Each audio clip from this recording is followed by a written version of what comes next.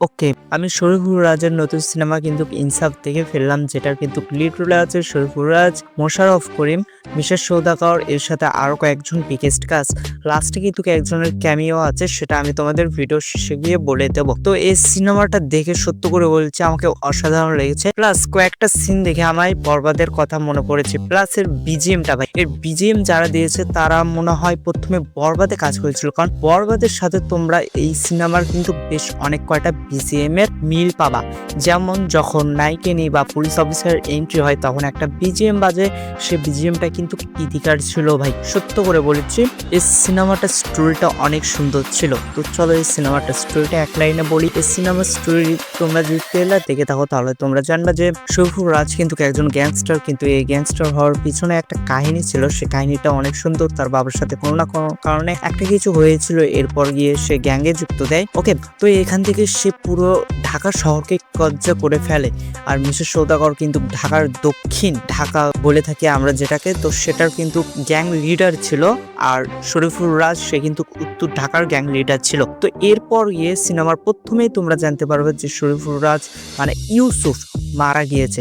সে কি কারণে মারা গিয়েছে এটা অ্যাকচুয়ালি তোমরা সিনেমার প্রথমে জানলেও জানতে পারো। তো এইখানে ভাই সিনেমার প্রথমে তোমার পুষ্পার ফাহাদ ফাজিলের কথা মনে পড়ে যাবে নায়িকিনীর কাণ্ডকীর্তি থেকে। যাকে আনিচ্ছে তাকেই কেলাচ্ছে ভাই, মানে কোনো ছাড়াছাড়ি নেই। পুলিশের পাওয়ার দেখাচ্ছে ইচ্ছা মতো। সত্য করে বললে এই প্রথমের 20 মিনিট একদম আমাকে ভাই পুরো বাজে লেগেছে, কিন্তু তারপর গিয়ে আস্তে আস্তে যখন এর টুইস্টগুলো আসতে থাকে, আস্তে আস্তে যখন এর গল্পের মেইন পয়েন্টে যেতে থাকে, আস্তে আস্তে বিভিন্ন যখন এলিমেন্ট যুক্ত হয়ে থাকে, তখন সত্য করে বলেছি সিনেমাটা একদম এনগেজ হতে থাকে। আর এখানে কিন্তু প্রথম থেকে বলা হয়েছিল যে মোশাররফ করিম বেশ দুর্দান্ত লেভেলের একটা ভিলেনের রোল করবে, কিন্তু আসলে সত্যি করে বললে এই সিনেমায় কিন্তু তাকে তেমন একটা বেশি সময় স্ক্রিনে দেখা যায়নি। আর সত্য করে বললে সে কিন্তু কোনো গ্যাংস্টার না। তোমরা সিনেমাতে দেখতে পারবে সে আসলে কি, বা তোমরা যদি সিনেমাটা দেখে থাকো তাহলে তো তোমরা সবাই জানোই। তবে হ্যাঁ, আমি যতই বলি সিনেমার স্টোরি অনেক ভালো, সিনেমার প্রেজেন্টেশন অনেক ভালো, তবে নেগেটিভ দিক কিন্তু আছে। নেগেটিভ দিক হচ্ছে এর অ্যাকশন।